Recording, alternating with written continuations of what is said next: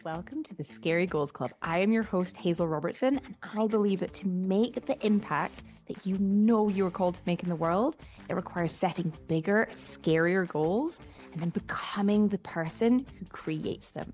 That is what I am here to show you how to do. That's what we're diving into with mindset, tools, tricks, really simple, practical, actionable steps you can take and start applying straight away.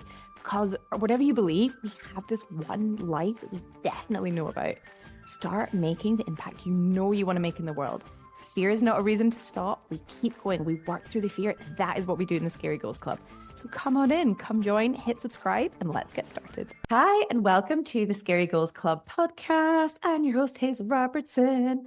I'm having a little dance. And I also have I have this picture that's in my office. It's not my office. Luke and I share it.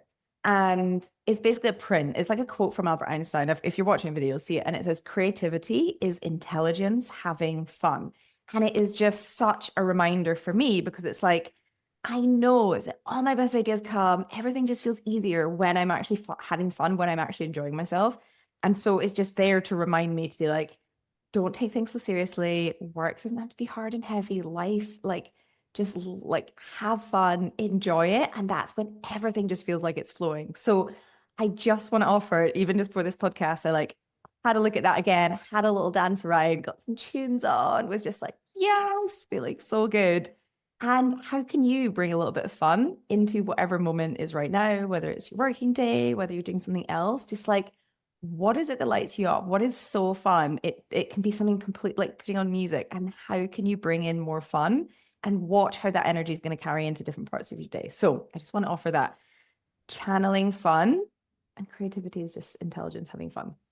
Is that what it says? Yeah. Creativity is intelligence having fun. Like, basically, I look at it and I'm like, okay, have fun. And it's really fun. It's like neon pink as well. So I look at it, I'm like, yes, okay, have fun. All the creativity flows, everything feels easier. So have fun. And actually, that's a really fun, not that I'd meant that to be like a segue into today's episode, but it is a really good lead in. Maybe I need to take some deep breaths. Like, there's so many things I want to talk about. I've literally done this mind map of like today's episode, which I don't know if I'll actually like go through bit by bit, but it just helped me map it all out. And today's episode is really important because it comes up all the time with my clients and with me, and I think with a lot of people, and especially with a lot of neurodivergent people who are like amazing at what they do, but don't believe that they are. And we're going to talk all about imposter syndrome. And it's come up recently. There was someone had reached out and asking like, any tips for imposter syndrome, or like, how do I do this when they're making a transition? And transitions can be anything. It can be like a new job. It could be a promotion. It could be stepping out into this like bigger project, taking on like something that feels bigger and different. And there's a change in some way from maybe like what you've been used to. And I know that, like, again, when I've coached clients in the past, this can come in. A lot of times it's like starting a new role, or when they're getting a promotion, some kind of like, it's almost then it comes up. It's like, I'm going to be found out that like, I'm not who I say I am, that I'm not good enough, that I'm not good at this thing that I do. Like, how am I here? And I just want to offer, I will dive into like why it comes up, and I'm going to give like loads of different tools that will help. I just want to offer that it is so much more common than you think. I think this is one of the things about like, it is such a privilege being a coach, is like, I get to speak to the most amazing people who are changing the world, like leading these like epic businesses, senior leaders, like doing amazing, incredible things, changing the world. And it comes up for them. And it's like, you would look from the outside and be like, they would never have imposter syndrome. They've done this, they've done these things. Like, they come across so confident. They come across like they know what they're doing. Like, how would they ever doubt themselves and feel like, I'm not sure I can do this, or like, who am I to do this, or like, I'm going to get found out? And I just want to offer that, like, so many of us have this. And I think especially, again, it's like, if we have any of these thoughts, it's like, usually we are someone who cares, and usually we're someone who's like highly emotionally intelligent. It's like we're almost like hyper aware of ourselves, how others are perceiving us. Like, we just have this like extra hyper awareness. And often we can be very critical of it because we are, again, our brain has this like negativity bias. So like any tiny thing that's not this like that deviates us away from this ideal, this like perfection, like thing that we have in our head. It's like, oh no, I am like terrible at this and I can't do it. It's like why, so the negativity bias comes up, like imagine, say you had like 10 things on your to-do list and you didn't get one done, your brain would just be focused on that one thing you didn't get done. Or say you did this like presentation and like you moved people and people were crying and it changed their life and you got all this amazing feedback and someone looked like they'd switched off or was asleep, or maybe someone had like left a negative comment on something. So there was like one tiny piece in this like whole big thing that was like amazing and impactful and life-changing. Like your brain would focus on that one thing. Or like if you're doing a presentation and you forget to say something, it's like rather than being like, oh, but this was great and this, it's like our brain can latch onto that one thing we didn't do. And so it's like oftentimes our own perception of ourselves is completely distorted because of this negativity bias. It's like we're only seeing the things we haven't done, the criticism, the bits where we have maybe not met a deadline or where something has happened. Like that is the lens naturally that our brain will go through. We can train it to think otherwise, but it's still going to go to that as default, and it's just about redirecting it. So we'll get onto that with some of the tools. So again, like it is normal to have imposter syndrome because of how our brain is wired. And it's like your brain unsupervised, if you think of it like this toddler, it's just like doing all its stuff. Unsupervised, it's going to be latching onto the one thing you didn't do, the one comment that someone made. And it's going to amplify that and be like, see, this means I cannot do this. See, this means that. It's going to use that as evidence to feed any beliefs that you already have about yourself, which like any beliefs that we have, they come from childhood. Like so many of the things we believe about ourselves, they've almost been like, if you imagine our brain, it's like a computer program. It's like they have been programmed into us without us being aware, without us even choosing them. Like if we don't think we're good enough, or we don't think we can do this, or we don't think, like all of those beliefs have come up. There's been some things that have happened. Either someone's directly said it to us, or it's like we internalize it by things that happen to us. And usually so much of it is like before I think it's like 8 years old. And it's like, we have all these things, our brain's making sense of the world. It's writing this computer program of like, this happened, therefore it means I'm this. And it attaches all this meaning. And then we don't even realize it's like programmed in. And then we are going through our lives, all of these like scripts, essentially, like computer program scripts are just running our lives. And like how we are showing up is based on how, like what we believe about ourselves and about ourselves in the world. And oftentimes we haven't chosen that. And before we do this work of being so intentional with like, what is our default belief system? Like, what is our patterns? And what do we want to think instead? And almost like reprogramming our brain, rewiring our brain, essentially, like getting rid of the old neural pathways, the neural connections of like what we would do on default, how we would think on default, and shifting it to being like, okay, what do I want to think instead? How do I want to feel instead? How do I want to act instead? Like we're just, before learning this work and doing this work, we're just operating on this like operating system that we've been given that we've not even chosen. And so much of these beliefs, and it's like, you know, it's like we are, I don't know if you're listening to this, if you're probably in your like late 30s, 40s, you know, around that age, like we're at this age, it's like we're still operating unless we're conscious, unless we are changing them, unless we are deprogramming ourselves and like rewriting these old beliefs and choosing what we want to choose and how we want to show up. All this stuff from like literally decades ago is driving how we think about ourselves, driving how we show up. And the other piece with all of this is like, this will show up when we are at like a growth edge. So again, this is when imposter syndrome often can come up. It's like, again, with new jobs, with promotions, with a new project, with something where there's some change, there's some like step up or step out, or something is different. And anything that is unknown and unfamiliar feels very scary to our brain. Okay. So our brain's job literally is to keep us alive. Like we have got this far, it works. We're wired for survival. And part of that is like, we're also wired to do the same things we've always done. It's like, it's familiar. We know how it goes. It feels very safe. It might not be fulfilling and rewarding, which ultimately like our soul, our desire, like our humanness, we're like, we want evolution and like learning about ourselves and growth and doing new things. And helping the world, like helping more people and like doing stuff that lights us up and feels impactful. That's what we want. The survival part of our brain, like it doesn't want that at all because there's unknown there, there's uncertainty. We might make a mistake. Someone might say something about us and judge us. We might be separated from the tribe. To our brain, that feels very threatening and it feels like we're going to die. And so often when we have this step up, this new job, this promotion, this like new project we're taking on, all of this, like our brain's almost like, okay, unleash all the limiting beliefs, all of the stories. And beliefs are just stories. They are not facts. They are not true. Our brain's like, right, quick, get all this stuff out to almost like pull us back down. Because if we are second guessing ourselves and questioning ourselves and not like showing up as ourselves and putting ourselves out there, we don't risk failure. We don't risk making mistakes. We don't risk being rejected. We don't risk being seen. We don't risk being vulnerable. It's like, yes, we get to stay really safe, even if ultimately it's not what we want. So I think the key thing is like knowing that like imposter syndrome doesn't mean anything has gone wrong. That's the key thing. Nothing has gone wrong. Like if it is coming up for you, your brain is working beautifully. And also I think like it's so important the language that we attach to things, like even the language around imposter syndrome, like it's syndrome, even just hearing it, it conjures up like something is wrong with me. I am an imposter.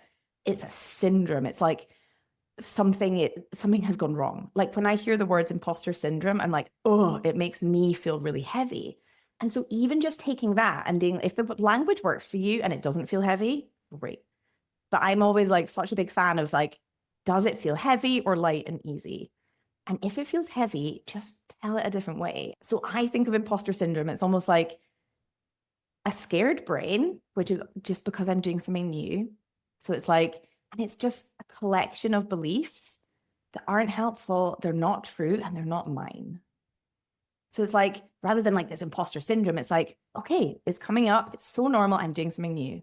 And then it's like simply this collection of beliefs coming up that my brain's offering me that they're not mine. Like they have come from my childhood. I've taken them on. You've taken them on, like going through the world. And it's like, they're not yours. You didn't choose them. You weren't like, I can't wait to think I'm not good enough. I can't wait to think, oh, I'm going to be found out and I can't do this, or like they're going to realize like why did they even employ me, or like why did they give me this promotion, or like I'm out of my depth, or like it's like, oh yes, I'll take, imagine you're like in the supermarket and you're like, oh, I'll put this one in the trolley, like, oh great, yes, I'll have one of those as well. It's like, no, they feel terrible. They make us feel awful and lots of shame and lots of heaviness and lots of guilt and fear.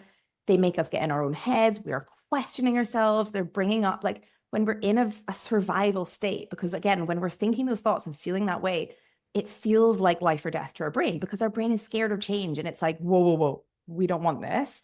We are in a survival state. And when we're in a survival state, when our nervous system, our brain body connection is in survival, we're not thinking clearly. We're not creative. We're not able to come up with like all of these ideas and see possibility. And like, we're very insular. We're just thinking about ourselves and how bad we are and how bad we're going to be. All we are is just like thinking internal. And it's like when you are wanting to make a bigger impact and step out and like change the world and help people, and like that is like when we're in survival, we cannot access that. Our brain is literally just focusing on survival. The only way to actually step out and make this bigger impact is to be in a more relaxed and open and creative state. And so it's about letting go of these beliefs and reprogramming them and actually deciding on purpose, like, what do we want to believe about ourselves? Who do we want to be? Because it's like, again, when we're in survival, we're hiding, we're questioning ourselves. Things take ages. We'll maybe procrastinate starting something. We'll be struggling with maybe perfection, being like, I have to get this thing perfect because I can't make a mistake. I can't be seen to be like, that I don't know what I'm doing. Things take longer, things are heavier, and we're using so much energy. Like being in a survival state, our body's producing cortisol, stress hormones, it's producing adrenaline because like literally we are getting ready to fight something, to run away from it, to freeze, or to fawn as well, to people please. It's like, and then we get ill, we get like all of these things start to happen when our body is in the stress state. Like moments of stress has been very amazing for our survival. It's helped us like run away from wild animals, be part of tribes. It's helped us not get hit by that bus. Like in the moments, it's so helpful. The key thing is after it, bringing our body back down to that relaxed, that calm, that open, that like possibility, that place of like abundance and creativity and flow where just like everything feels like it's connecting and working. That is not like imposter syndrome is not that, or a bunch of beliefs that are unhelpful that are not mine. Like that is not when we're in this place. And so just knowing that, like, again, our brain loves to prove itself true. So when we are thinking these thoughts that we're out of our depth, that we're not good enough, that we're going to be found out, that like we don't know how to do it, that like, why are we here? Again, we're in that survival place. That's when we're literally our brain and our like bodies focusing on survival. So we're not coming up with the creative ideas. We're not relaxed. We're maybe rushing. We're maybe hiding. We're maybe not doing things. That's when we actually often make mistakes. That's when we often forget things or don't do something or approach something in a way that we're like, why did I do that? That's not really what I wanted to do. And then it may be after work, we're like coming home and it's like overthinking and thinking and worrying about work. And it's just exhausting. It's like nothing flows. Everything feels heavy. Everything feels forced. And it's so exhausting to our body because being in that survival emotion, like set of emotions, it's like great for short term to escape an actual danger, like when we have to run away or do something, but not when it's this imagined danger. And it's like our brain doesn't know the difference between real and imagined. So like when you're imagining, like maybe you've not even started the job yet, maybe you've not even had the promotion yet, but you or like started the big project, but you've been offered it or you're like imagining it, and all your brain can go to is like, I'm not going to be able to do this, like listing off that. You will be feeling all of those stress emotions, and all of those chemicals will be going around your body, those hormones, even though nothing has happened. Like there's no real threat. You're not going to die. You're not being chased by something. You're not going to be hit by something. Yet your body's having this same physiological response only because you're thinking about it. Like that is like the crazy thing and amazing thing about being human, because we can do it the other way where we can imagine the best case. And it's like, then we can feel that now. And again, this is one of the tools I'll get onto. So just knowing that, again, imposter syndrome, whatever you want to call it, is completely normal. And when we are imagining it and when we are in that place, we're more likely to be doing the things that we're afraid of doing.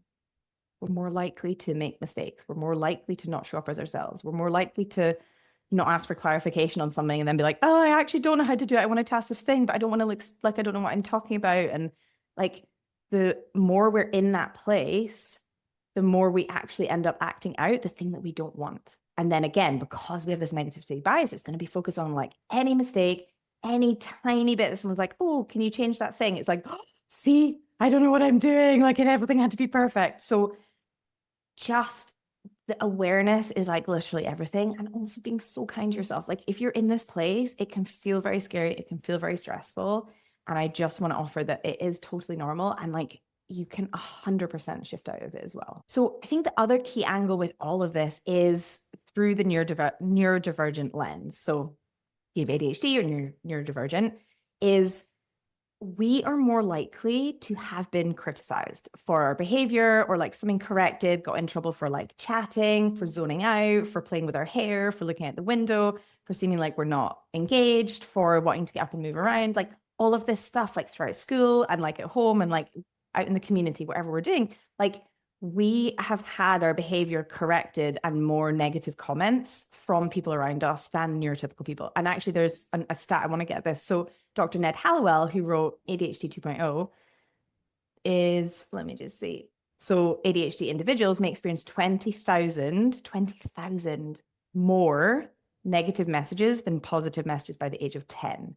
This negatively impacts self-esteem and leads to a cycle of pessimism and negativity. So it's like, no wonder there's this like undercurrent in all of us. And especially like when we're late diagnosed, it's like, oh, that makes sense. And again, it's like these beliefs, these messages that we're getting on, like they're not yours.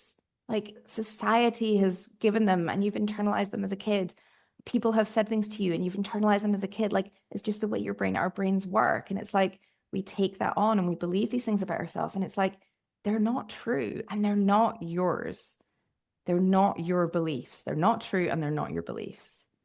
And it's like, no wonder if you hear, and again, it's like part of all of this is then we like have these beliefs about ourselves and then we say these things to ourselves. So if we do make a mistake, we're like, oh, you're so stupid, or like, oh, I knew you can do, you're so disorganized. It's like we reflect back what people have said to us. You're so lazy, you're so this. It's like when we make a mistake, when we just do something that like humans do, or because we have different brains that like struggle to do something when it's boring as fuck.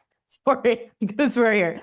Or like when we're struggling with something else, or we get so into something and like down this rabbit hole that then we're like, oh wait, hang on, I was supposed to be doing this other thing. It's like because we've been criticized for these kinds of things in the past, that it's just how our amazing, sparkly, vibrant, like cool pattern seeking, lightning speed brain works.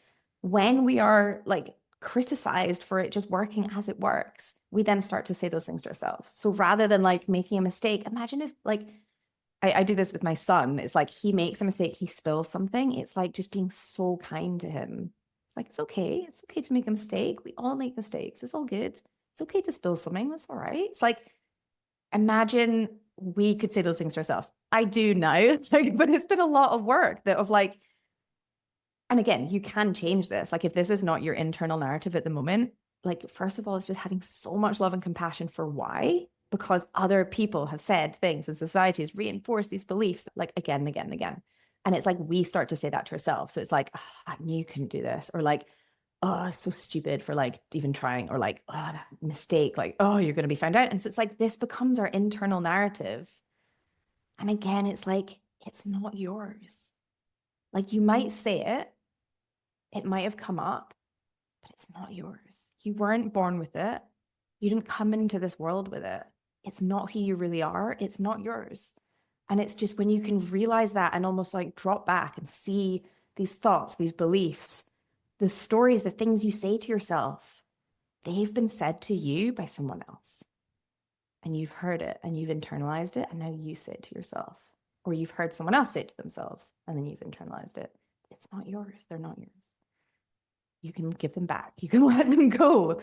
You can decide, like, these are not mine. I don't want to speak to myself like this. I don't want to believe these things about myself. These weren't even mine. I just took them on. They were programmed into me before I even decided and was fully conscious of what I wanted to believe about myself. And now you have that awareness and now you can change it. And I think the other piece is like, again, with a lot of the neurodivergent aspect as well, is we have spent, especially as late diagnosed, I was diagnosed at 37 with ADHD. It's like we've spent so much of our life, probably most of our life, masking, covering up who we are, covering up how our brain actually works. Again, because we get into trouble, we're like daydreaming out the window, or we're like moving our leg a bit as we're trying to focus, doing a maths test or whatever, and we get into trouble for it. So we cover it up. So we start to think, okay, how I am is not okay. So then we start to act how we think we should act. And so it's like this whole exhausting thing. And the subtext under the masking, the subtext under all of it, first of all, well, we mask to try and fit in and feel safe. And again, that feels very good to our brain. It's like being part of the tribe. It's like, okay, I need to do these things to fit in. It's exhausting, but it's also the subtext is like, it's not okay to be who I am. And so that then carries, or it's like, who even am I? Like, who am I without what I think I should be to be this acceptable person in society, or like get this job that I think I should want? Do I even want this? Do I even want it? Like, what do I even want? And so it's like, there's this other level of like, who am I? And like, I am not, it's almost like the subtext is like, I am not enough as I am without keeping up or doing all these things or performing in some way. And so it's just knowing and being so kind to yourself that like, of course, this is going to come up, this imposter syndrome, because we've been like, I'm different in some way. I have to fit in by masking and doing all these things to kind of fit in and seem like I'm on top of everything. So then it's like, what if they find me out? It's like, what if they find out who I really am? And that like, I maybe find this bit hard, or like this bit's really easy, but I need to move a lot doing it, or like this is how I like to work, or maybe we don't even realize that at all. And so there can often be this like subtext of like, I'm indifferent in some way and I'm going to be found out. Or it's like I'm not good enough in some way and I'm going to be found out. And it's like we become, because we're so used to masking and being performative, oftentimes, like, especially I know with my ADHD and like from past work when I was doing consulting, it's like all of my energy and all of my masking and all of my like putting on a brave corporate face and like showing up and doing all the things, like meant that I was almost just this like exhausted puddle at home where I couldn't like do anything, and I didn't have energy also sometimes to like socialize or do anything in the evenings. I couldn't do any of the house stuff as well. And it's like, because there's such a contrast to me performing at work and like putting everything into that and masking and being like the, friendly, helpful, reliable one at work, which took so much energy, and saying yes to things and big deadlines and go, go, go. It took so much energy that then it was just, I was this like at home. And like that contrast, I think also can feel really hard of like, what if they find out that that's what I am at home? And actually that comes up a lot when it's like thinking about stepping out in a bigger way and talking about my own neurodivergence. It feels so scary because it's like, and especially I, at the moment, like in full honesty and transparency, have been hiding on LinkedIn. I have not been posting on LinkedIn. I've been posting on Instagram, but not on LinkedIn. And I think there's an element of like, when I'm honest about some of these bits, like, people would look at me from the outside and be like, wow, she does all these things and she's all this and driven. And it's like, yes. And in the past, it used to be at a huge personal and emotional cost. So many of them, not all of them, the things that like lit me up and felt like aligned. And I was like, yes, they gave me energy. It was the things that like I really struggled with and found hard, took everything I could to get them done and like get everything like done on time and be organized.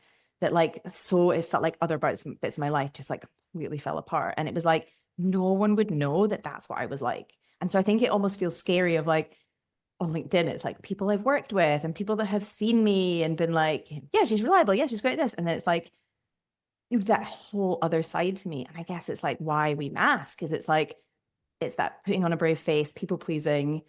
And it can feel really scary. Like even it does feel scary for me to talk about these bits where I'm like, the vulnerable, more human bits of like, I really struggled and I still really struggle with stuff of like, trying to think I could do everything and just being like, I absolutely can. And then just being exhausted. So there's that other element as well, the neurodivergent element too. Okay. So now I want to talk about, so hopefully I've given it a little bit of context of like, what it actually is, like why it can show up, why it's totally normal, why it means you're at the edge of like doing something new and growing and learning. And I want to talk through, how many have I got? 8 tools, 8 tools that are going to help. And again, like don't be overwhelmed by 8 tools. If this is coming up for you, pick one and like try it and then pick another one and try it. So like just pick one that you're like, ooh, that sounds really fun, and do that and just play with it. Like all of this is playful, all of this is changeable. And I guess the first step, like before doing any of the tools, is deciding, I want to change this. And like decisions are so freaking powerful. Like when you decide, like decisions, like decide is from the Latin, literally means like to cut. It's like you're cutting off a path and you are choosing another one. So it's like when you make a decision, they give such a burst of energy to like where we want to go. So decide like right now, even to like pause this and like feel it in your body and be like, I am going to change this. Like I am done with beating myself up, with holding myself back, with not like stepping into who I want to be and the change I want to see in the world. Like I'm done. And even just deciding that right now, like pausing and like feeling it in your bones, being like, I am changing this. Done. Okay. If you haven't done that, go and do it now. It feels so good. It's so good. And it's so powerful being like, it's setting an intention. It's being like, no more. Like this is a line in the sand. We are drawing a line. No more. Like, here we go. I am changing this. I'm changing how I'm going to respond. Okay. So the first tool, it's not really a tool. It's actually a piece of honest truth that you're going to hate. It's this. You are going to make mistakes. I bet you're like, no, I don't want to make mistakes. I don't want to make mistakes. I don't want to fail. I don't want to get found out. No, you're going to do it.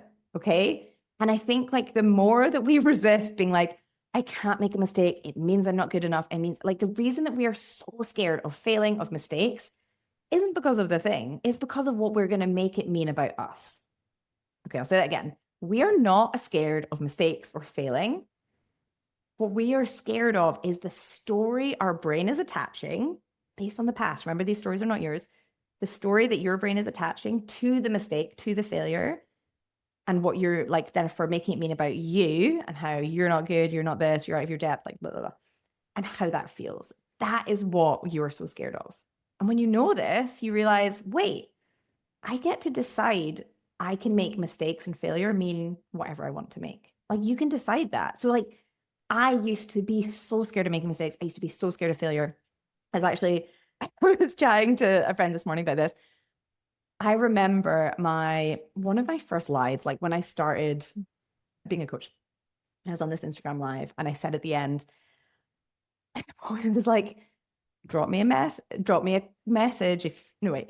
me a coffee if you want to get a message, instead of drop me a message if you want to get a coffee. And I literally died. I was just like, oh, and I came off the live and I went into this crazy shame spiral. I hid under the duvet, like I had like the next day working day. This is before children, before our dog. So like I could hide under the duvet all day. I can't do that now. And literally, I was just like, oh, I can never show up again. I was like, I'm going to delete my account. I can't do this. I can't do this. I can't be a coach. I can't do this. Like for like processing all of this shame, all of this shame. Oh my God, what are people going to think? Like the whole day of this, so heavy. Eventually, by the evening, I was like, it's eased a bit. And then the next day was fine. And like literally now, I do not care about making mistakes. I like things like that, like showing up online, messing up my words, in a podcast, messing up my words. I'm like, okay, cool, on to the next one. Like it just doesn't bother me anymore because I don't make it mean I'm terrible at what I'm doing. I'm like, I'm a human. And like you can borrow this as well. Like we are human. We are not robots. We are not machines. We are not supposed to go through life like doing everything perfectly. How boring would that be? It means if we're doing everything perfectly, which is not possible, it means you're overthinking. It means life is boring because you're not allowing any like flow or creativity or like difference or newness.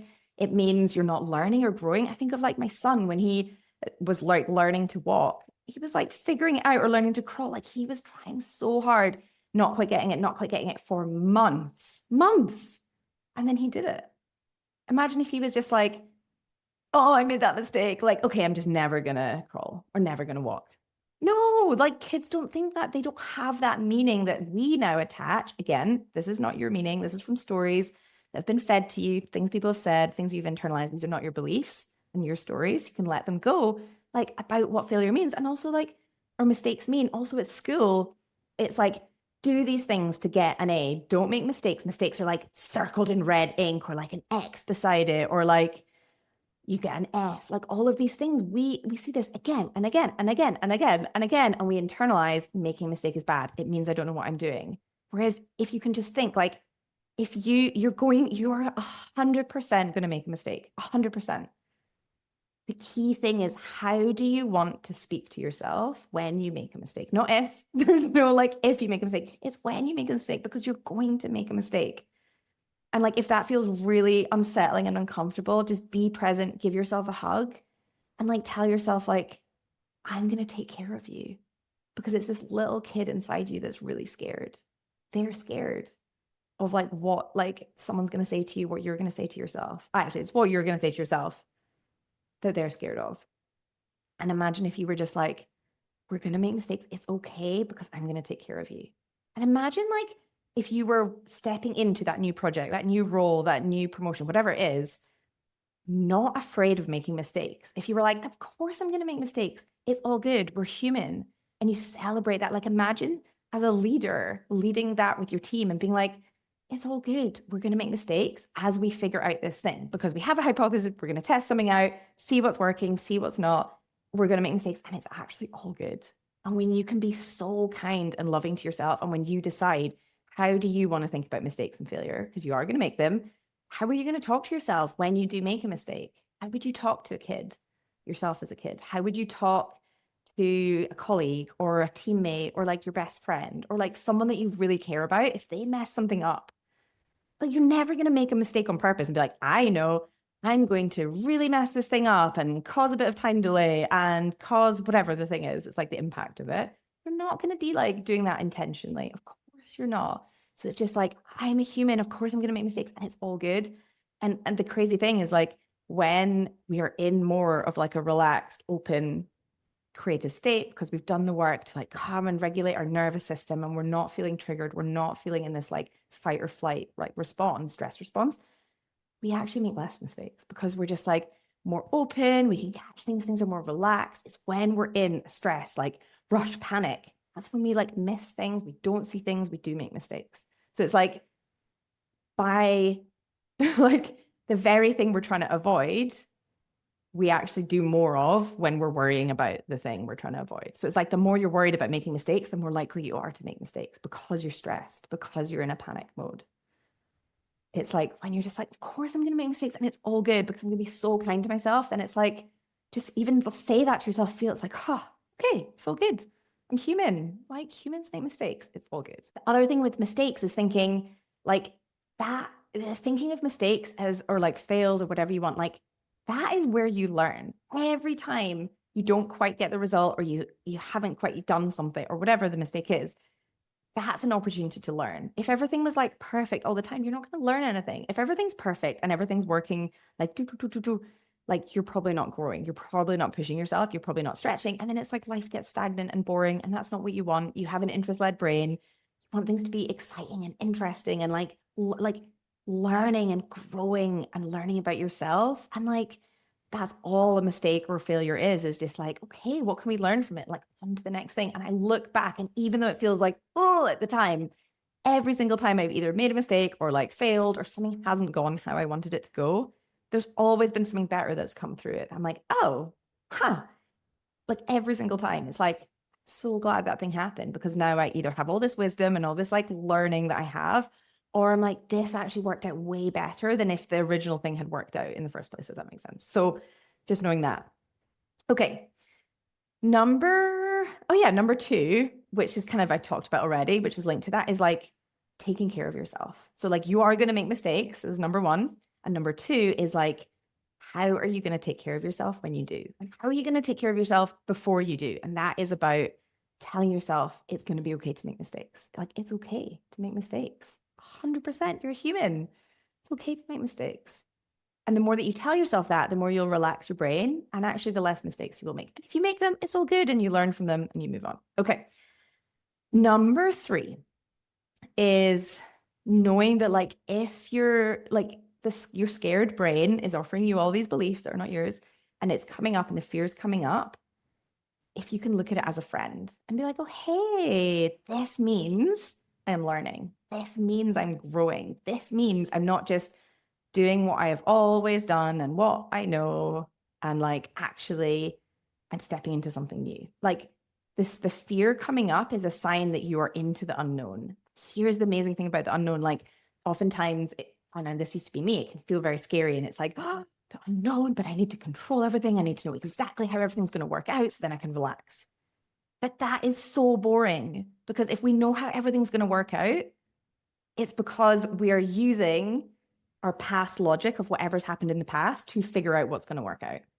Okay. So if we're like, I know how this is going to go, it means that because we've seen it in the past, we can predict how it's going to go, which means like you're literally just recreating your past again and again and again in your life. It's so boring when there is unknown, when there is uncertainty, when it's like, okay, what am I stepping into? Like, this is new. When that happens, the fear is going to come up. The fear is coming up. It's like, yes, I am into the unknown. I'm into uncertainty. And like, that is where infinite potential, infinite possibility comes in. That is when things can happen, opportunities, people we meet, connections, random encounters, and things that happen that we literally could never, ever, ever predict because it's never happened before in our life. That's when it's like your life will feel so rich and so vibrant. And every day you're like, this is amazing. I'm learning and growing so much because it's unknown, because it's new. And like one of the costs of that, I guess, or the signs of that is your brain is scared. That's all it means. It only means your brain is scared. That's it. So it's like scared brain stepping into the unknown. So it's like thinking of it when the fear comes up of being like, yes, I am into the unknown. I'm into like the infinite possibility. It's almost like the fear is there. It's like, I wonder what could happen. It's like, good things are going to happen. So it's like you can reframe the fear. It's like, hello, fear, welcoming it in. And it's like, good things are going to happen because change is happening. If you respond differently, if you go into the fear and you shut down and you hide, nothing changes. It's when you can see the fear, welcoming it in and be like, hi, something new's happening here. Let's see where this goes. And it's almost like holding its hand, stepping into the unknown and just being like, this is a good sign. So it's like we can lean into the fear. The fear doesn't mean anything's gone wrong. It just means it's like, oh, cool. I'm on the edge of something new. I am growing. Something is different. That's why the fears come up. And it's like, hi, let's go. Okay. Number 4 is to like notice any, like build awareness of what some of those beliefs are that are coming up. For example, I'm out of my depth. Like, I don't know what I'm doing. They're going to find out I'm not good enough. I'm not good at this. Like, what are some of those beliefs? Because when they go round and round in our head, they drive our feelings, like our thoughts drive our feelings. And so it's like we feel terrible. All these thoughts are swirling around and we're just like, this is just how it is. And they're all true. When we get a piece of paper and we write them down, we separate ourselves from the thoughts. So like we can see them there, they're full sentences. And we're like, oh, okay, these are these beliefs. And remember, they're not yours. Okay. They have come in from society, from past experiences, from your childhood, whatever. They have been like your brain has made sense of the world, or they have been given to you, passed down from generations. And you can look at them and be like, this is not mine. I don't want these. They don't make me feel good. They don't make me like my most vibrant, sparkly, amazing self. Like, I don't want them. I'm going to let them go. And by writing them down and looking at them, you can just like release them and just be like, no, these are not mine. These are not true. They're not helpful. I'm just letting them go.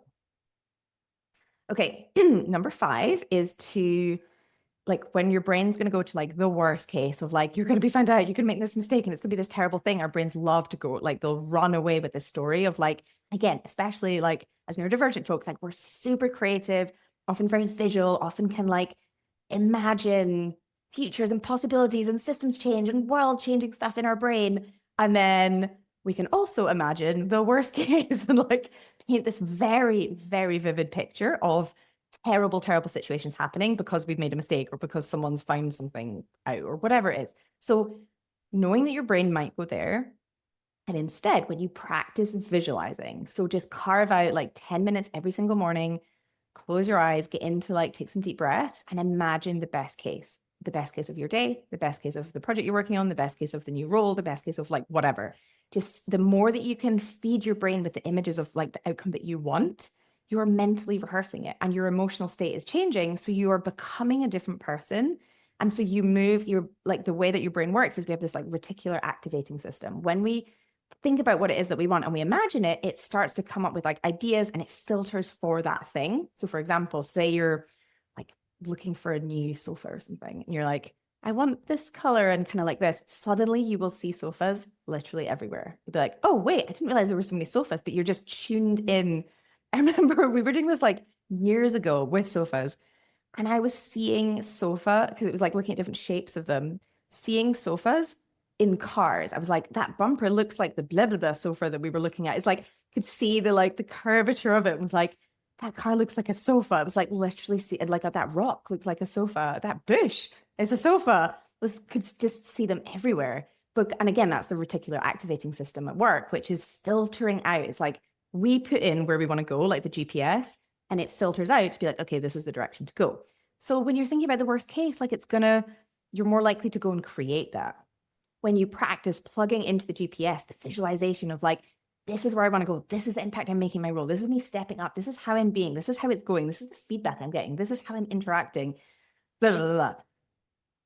That then is like our brain is filtering for it and we start to move towards it and we start to have ideas of like, ooh, go and contact this person, go and do this thing, go and do this. And we start to then move towards that future we want. Our brain will always go to and always focus on the thing we do not want.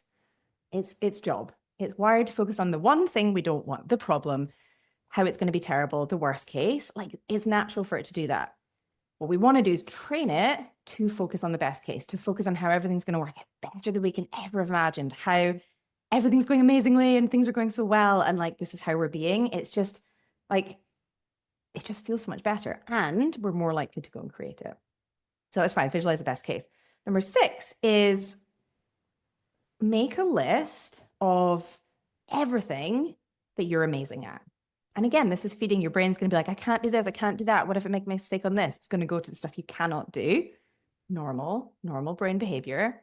So instead, we want to redirect it. And we're starting to just like all of this is like redirecting your brain, feeding it with the good stuff, building the behaviors, building how we want to be rather than how we don't want to be. That's literally the fundamental to all of this. Our brain will go to what we don't want. We just direct it to what we do want. So it's like, make a list of all of the things you're amazing at, all of the like skills you have, all the achievements, all the things you've created, who you are as a person, like all the stuff you love about yourself. If anyone sends you a nice text, you've had any good feedback from like clients or bosses or whatever, write that down as well. Like any reviews you get, like anything, add it into this big, like testimonials, like add it into a big document or have it somewhere on your phone. Anytime you're like, I can't do this, I'm going to be found out, pause, force yourself to go and read it, or like start every day before you start the new project, before you start your new role, before you get your promotion, whatever that is, go and like read all the stuff you're amazing at and just sink into like, yeah, because again, you are often your worst judge of like how you actually are because of the negativity bias, because your brain will go to like, but I didn't do that thing. That thing wasn't good. Someone said this thing. So it like extrapolates like that means I'm this. Whereas like, that's not it. That's not how other people see you. They see all of the amazing stuff. And it's just training your brain to see that as well. And like, sure, there might be the odd mistake, like stuff will come up, but it's like, yeah, but there's all of this other amazing stuff as well. And so it's like writing that down, focusing your brain on that. And again, it's just redirecting your brain. Okay.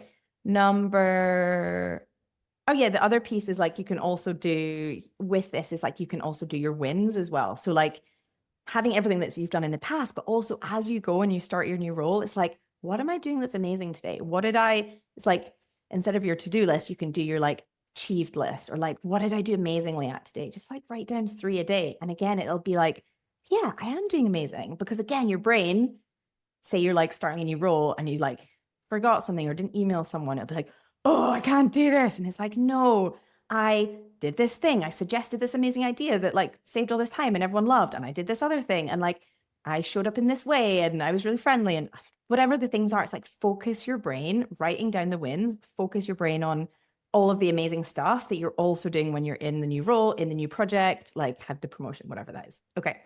Number 7 is about practicing stepping into your most vibrant self.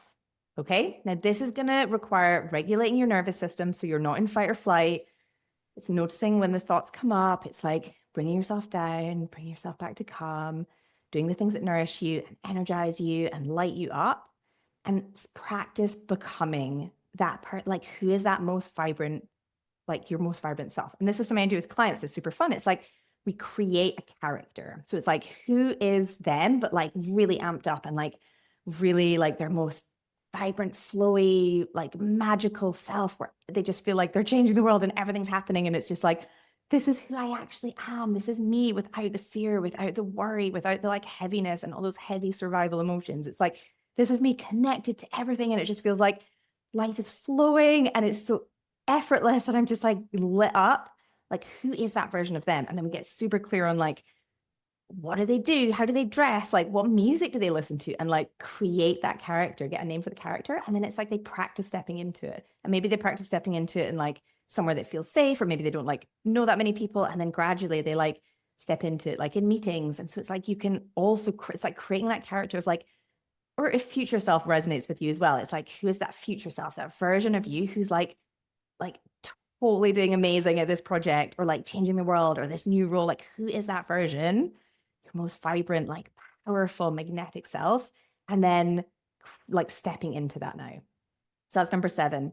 And then the final piece is, again, it's not really a tool, but it's like, it's a truth, a truth that helps me, which is, it's not about you. Okay. Now that might seem really harsh.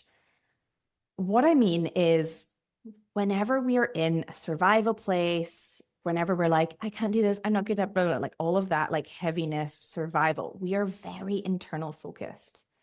I can't do this, I'm not good at this, I'm going to be found out. It's like all about us. And it's not intentional. Like, we're not doing this on purpose, but we become very insular. And it's like, oh, all this stuff about me. And it's like, when you have a big mission, when you are changing the world, when you are helping people, when you are helping others who need your support, when you are stepping up and speaking out about things, it's not about you. Like when you're in that survival place, I can't do it, it's like you're making it about you. And again, this is said with love, and this is something that works for me. And it's like when you can plug into the bigger why, like, why are you doing this project, this job, this role, whatever? Why are you doing it at all? Like, why? When you can plug into that bigger why of the world that you're changing, the impact you're making, the people that you're healing and helping, when you can plug into that, it takes you out of that survival insular, like, I can't do it. It's like, oh, it's so not about me. Like, I use this all the time for standing up and talking on the podcast or like getting on social media. I'm like, I can't do it. I don't know what I'm going to say. And again, I get this a lot. Like, this comes up for me all the time. It's like, who am I to talk about this? Who am I? And it's like, all of that comes up. It's normal. And I'm like, oh, there you are. Okay. This is because I'm like showing up in a bigger way. This is because I'm just like, oh, I want to hide. It's like when I hide, it doesn't help anyone. It's like, for me, just remembering, I'm like, it's like, it's not about me. Like me standing up doing this podcast is actually not about me. It's about you. It's about getting these tools into your hands so that you can feel better, so that it's not about you and you can go make a bigger impact in the world. Like, it's not about me. I am just the conduit. I am just the messenger. I am just someone who has figured out stuff that really works for me and really works for my clients. And like, I'm delivering it to you. So it's actually not about me. So that really helps when I'm like, oh, blah, blah, blah, and like all the self-doubt's coming up. It's like, it's not about me. It's about something so much bigger than me. And when I can like shift to that, I'm like, oh, okay, I'll stand up and I'll share these tools. Like, it's not about me. So thinking about that as well. And again, it might sound a bit harsh, but like connecting with that bigger purpose, that bigger impact you want to make, like that's what's going to help you shift away from the like, I can't do this, I'm wanting to hide and close and shut down, to being like open, like, of course I can do this. I can do it scared. Like, I can be courageous. The fear doesn't have to go away. I'm just like, hey, fear, here we go. We're stepping into the unknown. We're stepping into the possibility, then into the like magic. And it's like, it's not about me. It's about that bigger purpose. And if you don't have a bigger purpose or you're not clear on it, like really spend a few minutes and just like get so clear on what that is and have it somewhere you can see, connect back with it, imagine it, like visualize it, like connect with that. And that's going to snap you out of being like the panic. It's like, it's so much bigger than you. And you've totally got this. Okay. I hope that was helpful. Again, don't get overwhelmed by this. Just pick one. And if this resonates, like, please let me know. And if there's anything else you want me to cover on the podcast, please reach out. And obviously, if you want to come and do this work and coach with me direct, all the info's in the show notes as well. Okay, sending so much love. Mwah! Hey, thanks so much for listening. If this was helpful, please hit subscribe and leave a review. This helps get this work in the hands of more purposeful people. That is, more people creating bigger, scarier goals, making an even bigger impact in the world. And if you want to take this work deeper and work with me directly, head to the show notes and I've got all of the information there. If you've got any questions or if there's anything you're like, ooh, I'd love you to talk about that on the pod, please just get in touch. I love hearing from you guys. And I'll see you next time in the Scary Goals Club.